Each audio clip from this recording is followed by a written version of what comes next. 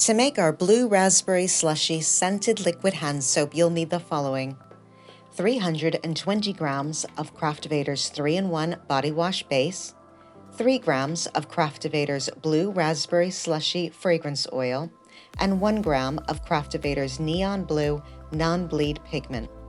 You'll also need a set of digital weighing scales, a glass or plastic large measuring jug, a glass or plastic small measuring jug, a spatula, and a 300 ml pump bottle for your end product.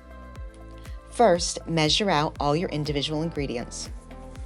Next, mix the pigment into your fragrance oil and stir well until they are fully combined. Now, add the fragrance and color mix into your liquid wash base. Slowly and gently mix again until there are no pigment streaks left. Take your time with this step, making sure to scrape the bottom and the sides to ensure everything is fully combined. Now, carefully pour your mixture into your pump bottle. You may find that a small funnel is useful to transfer your product. Once poured, replace the pump cap and your blue raspberry slushy liquid hand soap is ready to use. We hope you enjoyed this tutorial from Craftovator. For more tips and tutorials, be sure to subscribe to our YouTube channel.